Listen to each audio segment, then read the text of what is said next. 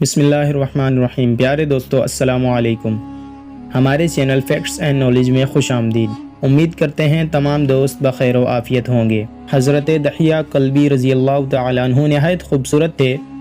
تفسیر نگار لکھتے ہیں کہ آپ کا حسن اس قدر تھا کہ عرب کی عورتیں دروازوں کے پیچھے کھڑے ہو کر یعنی چھپ کر حضرت دحیہ کلبی رضی اللہ تعالیٰ عنہ کو دیکھا کرتی تھیں، لیکن اس وقت آپ مسلمان نہیں ہوئے تھے۔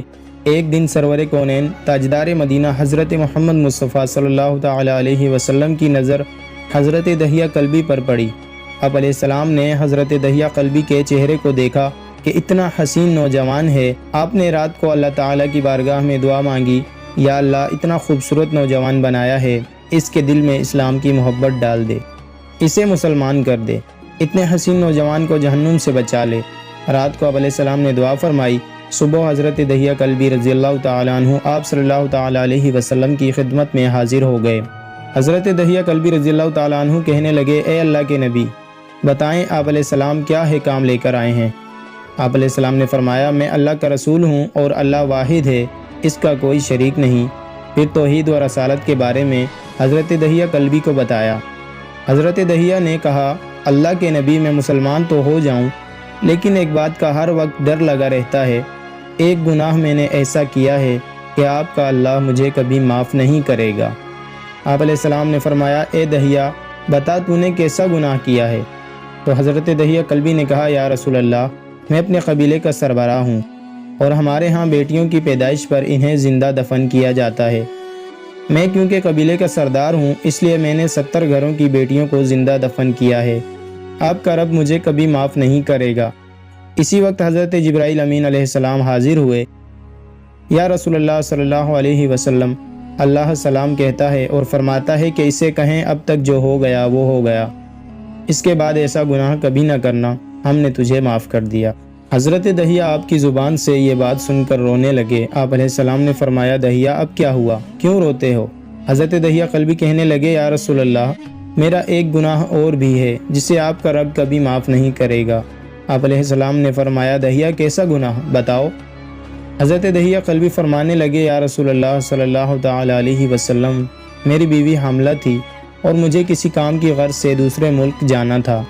میں نے جاتے ہوئے بیوی کو کہا کہ اگر بیٹا ہوا تو اس کی پرورش کرنا، اگر بیٹی ہوئی تو اسے زندہ دفن کر دینا۔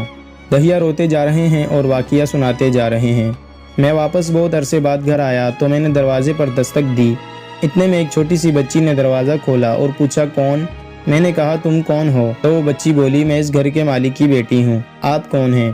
دحیہ فرمانے لگے، یا رسول اللہ صلی اللہ علیہ وسلم، میرے منہ سے نکل گیا، اگر تم بیٹی ہو تو اس گھر کے مالک کی، تو میں مالک ہوں اس گھر کا۔ یا رسول اللہ، میرے منہ سے یہ بات نکلنے کی دیر تھی کہ چھوٹی سی اس بچی نے میری ٹانگوں سے مجھے پکڑ لیا اور بولنے لگی، بابا بابا بابا، آپ کہاں چلے گئے تھے؟ بابا، میں کس دن سے آپ کا انتظار کر رہی ہوں۔ حضرت دحیہ کلبی روتے جا رہے ہیں اور عرض کرتے ہیں، اے اللہ کے نبی، میں نے بیٹی کو دھکا دیا اور جا کر بیوی سے پوچھا، یہ بچی کون ہے؟ بیوی رونے لگ گئی اور کہنے لگی، دحیہ، یہ تمہاری بیٹی ہے۔ یا رسول اللہ، مجھے ذرا بھی ترس نہ آیا۔ میں نے سوچا اپنے قبیلے کا سردار ہوں، اگر اپنی بیٹی کو دفن نہ کیا تو لوگ کہیں گے ہماری بیٹیوں کو دفن کرتا رہا اور اپنی بیٹی سے پیار کرتا ہے۔ حضرت دحیہ کی آنکھوں سے اشک زار و قطار نکلنے لگے۔ یا رسول اللہ، وہ بچی بہت خوبصورت، بہت حسین تھی، میرا دل کر رہا تھا اسے سینے سے لگا لوں۔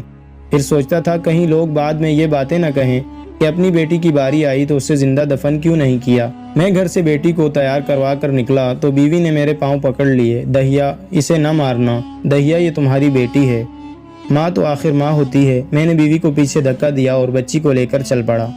رستے میں میری بیٹی نے کہا، بابا، مجھے نانی کے گھر لے کر جا رہے ہو؟ بابا، کیا مجھے کھلونے لے کر دینے جا رہے ہو؟ بابا، ہم کہاں جا رہے ہیں؟ دحیہ کلبی روتے جا رہے ہیں اور واقعہ سنا رہے ہیں۔ یا رسول اللہ، میں بچی کے سوالوں کا جواب ہی نہیں دیتا تھا۔ وہ پوچھتی جا رہی ہے، بابا کدھر چلے گئے تھے؟ کبھی میرا منہ چومتی ہے، کبھی بازو گردن کے گرد لپیٹ لیتی ہے، لیکن میں کچھ نہیں بولتا۔ ایک مقام پر جا کر میں نے اسے بٹھا دیا اور خود اس کی خبر کھودنے لگا۔ آقا کریم صلی اللہ تعالیٰ علیہ وسلم دحیہ کی زبان سے واقعہ سنتے جا رہے ہیں اور روتے جا رہے ہیں۔ میری بیٹی نے جب دیکھا کہ میرا باپ دھوپ میں سخت کام کر رہا ہے تو اٹھ کر میرے پاس آئی، اپنے گلے میں جو چھوٹا سا دوپٹہ تھا وہ اتار کر میرے چہرے سے ریت صاف کرتے ہوئے کہنے لگی، بابا دھوپ میں کیوں کام کر رہے ہو؟ بابا چھاؤں میں آ جاؤ۔ بابا یہ کیوں کھود رہے ہو اس جگہ کو؟ بابا گرمی ہے، چھاؤں میں آ جاؤ۔ اور ساتھ ساتھ میرا پسینہ اور مٹی صاف کرتی جا رہی ہے، لیکن مجھے ترس نہ آیا۔ آخر جب قبر کھود لی تو میری بیٹی پاس آئی، میں نے دھکا دے دیا، وہ قبر میں گر گئی اور میں ریت ڈالنے لگ گیا۔ بچی ریت میں سے روتی ہوئی اپنے چھوٹے چھوٹے ہاتھ میرے سامنے جوڑ کر کہنے لگی، بابا میں نہیں لیتی کھلونے، بابا میں نہیں جاتی نانی کے گھر، بابا میری شکل پسند نہیں آئی تو میں کبھی نہیں آتی آپ کے سامنے، بابا مجھے ایسے نہ ماریں۔ یا رسول اللہ صلی اللہ علیہ وسلم، میں ریت ڈالتا گیا، مجھے اس کی باتیں سن کر بھی ترس نہ آیا۔